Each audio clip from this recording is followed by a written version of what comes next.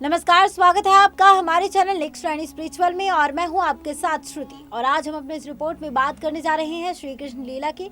जैसा कि हमने पिछले वीडियो में कृष्ण लीला की कुछ बातें आपको बताई, वहीं आज हम अपने इस रिपोर्ट में श्री कृष्ण लीला की आगे की बात बताने वाले हैं। तो चलिए बताते हैं कृष्ण लीला में आगे क्या हुआ। बता दें कि फिर सांदीपनी ऋषि सीता स्वयंवर एवं परशुराम जी के आगमन और उनके द्वारा श्री राम को विष्णु का धनुष देने की घटना को सुनाते हैं और बताते हैं कि परशुराम जी को श्री राम में विष्णु के दर्शन हुए तो वे समझ गए कि मेरा अवतार काल समाप्त हुआ और वे उसी क्षण तपस्या के लिए चले गए। फिर सांदीपनी ऋषि भगवान श्री राम के जन्म, बचपन और उनके गुरुकुल जाने तक की कथा सुनाते हैं। गुरुकुल में राम, लक्ष्मण, भरत और शत्रुघ्न को गुरु वशिष्ठ तत्व ज्ञान की शिक्षा देते हैं। शिक्षा पूर्ण करने के बाद चारों भाई अयोध्या लौट आते हैं। फिर सांदीपनी ऋषि बताते हैं कि उन्हीं दिनों महान ऋषि विश्वामित्र एक महान यज्ञ कर रहे थे। वहां सुबाहु और मारीच नाम के दो राक्षस उनके यज्ञ कार्य में हर बार विघ्न डालते हैं। तब ब्रह्मर्षि विश्वामित्र राजा दशरथ के पास जाकर उनसे राम को मांगते हैं। यज्ञ की रक्षा के लिए वशिष्ठ की अनुशंसा पर दशरथ अपने पुत्र राम और लक्ष्मण को उन्हें सौंप देते हैं। फिर राम और लक्ष्मण उनके आश्रम में जाने के मार्ग पर पहले ताड़का का वध कर देते हैं। फिर राम को विश्वामित्र अपनी शक्तियों से दिव्यास्त्र देते हैं। बाद में सुबाहु और मारीच का वध कर देते हैं। फिर सांदीपनी ऋषि बताते हैं कि फिर विश्वामित्र राम और लक्ष्मण को सीता के स्वयंवर में ले जाते हैं, जहां राम शिव धनुष को तोड़कर सीता के साथ विवाह करते हैं। उनके साथ उनके तीनों भाइयों का भी विवाह होता है। फिर श्री राम का अयोध्या आगमन पर भव्य स्वागत होता है। आगे सांदीपनी ऋषि बताते हैं कि राजा दशरथ राज्य में राम के राज्याभिषेक की घोषणा करवा देते हैं। यह सुनकर महारानी कैकेयी की एक कुटिल दासी मंथरा जाकर कैकेयी के कानों में विष घोल देती है, जिसके चलते कैकेयी कोप भवन में जाकर बैठ जाती है। वहां राजा दशरथ आते हैं तो वह उनको देवासुर संग्राम में उनका साथ देने के एवज में वह बताती है, आपने मुझे कभी भी 2 वर मांगने को कहा था। राजा दशरथ कहते हैं, बस इतनी सी बात है तो मांग लो कोई भी 2 वर। तब कैकेयी राजा दशरथ से अपने 2 वरों में पहला भरत को अयोध्या का राजा बनाना और दूसरा राम को 14 बरस का वनवास मांग लेती है।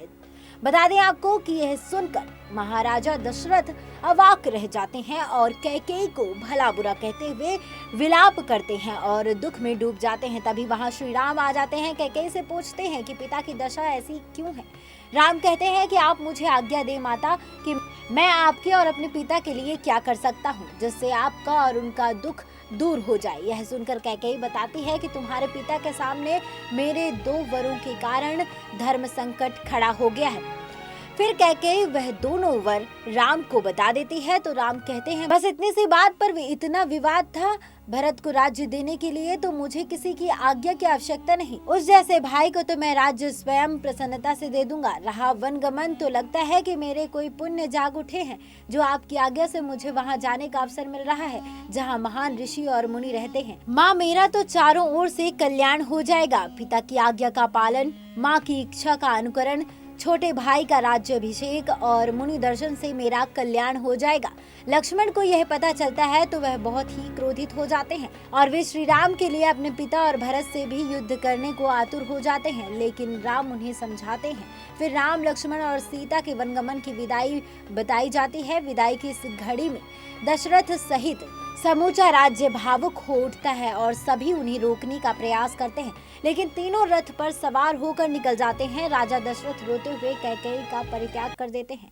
फिर सांदीपनी ऋषि बताते हैं कि श्री राम अपने सखा निषाद राज के साथ गंगा नदी को पार करने के बाद प्रयागराज में महर्षि भरद्वाज ऋषि का आश्रम पहुंचते हैं। फिर वे यमुना नदी पार करने के बाद चित्रकूट की ओर चले जाते हैं। श्री राम के जाने के बाद महाराज दशरथ पुत्र वियोग में अपने प्राण त्याग देते हैं। प्राण त्यागने के पहले दशरथ बताते हैं कि मैंने श्रवण कुमार को भूलवश तीर से मार दिया था, जिसके चलते उनकी मां सदमे में मर गई थी। इसके बाद उनके पिता ने श्राप दिया था कि जिस तरह मैं पुत्र वियोग में तड़प तड़प कर मर रहा हूँ, उसी तरह तू भी पुत्र वियोग में तड़प तड़प कर मरेगा। फिर सांदीपनी ऋषि बताते हैं कि इस धरती पर भगवान राम अवतार के 2 मुख्य प्रयोजन थे। पहला यह कि वे मानव मर्यादा के ऐसे उच्चतम आदर्श स्थापित करना चाहते थे जो युगों युगों तक मानव जाति को प्रेम, बलिदान और सभ्यता के पथ पर चलना सिखाए। उन्हें अपने धर्म का पालन करते हुए कर्तव्य पालन की शिक्षा दे। यहाँ तक कि कथा का उनका यही प्रयोजन सिद्ध होता है, जिसके कारण वे मर्यादा पुरुषोत्तम कहलाए।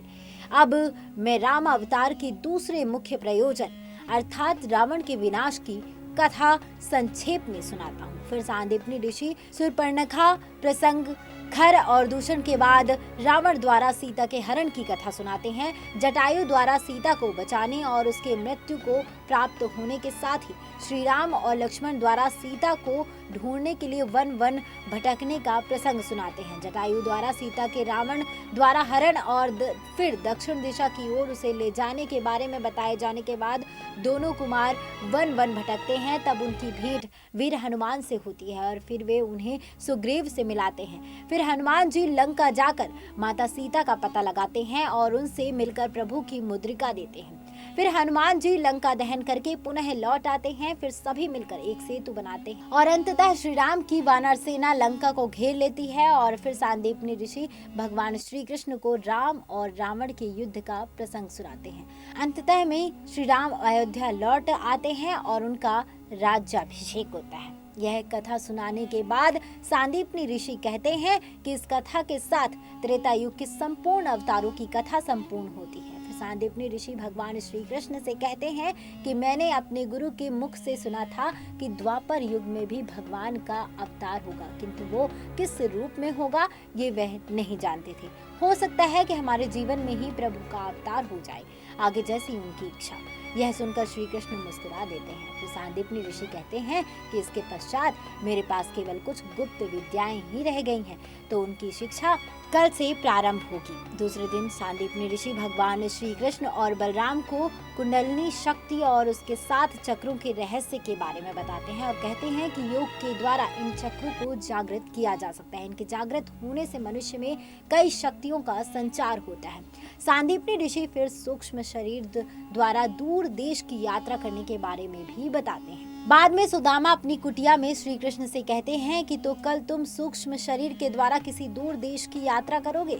श्री कृष्ण कहते हैं कि गुरुदेव ने तो ऐसा ही कहा है। यह सुनकर सुदामा कहते हैं, काश मुझ में भी तुम्हारे जैसी प्रतिभा होती तो गुरुदेव मुझे भी ऐसी शक्ति प्रदान करते और मैं भी नित्य प्रतिदिन ऐसी ही यात्रा करता। आगे क्या हुआ बताएंगे आपको अपने अगले वीडियो में।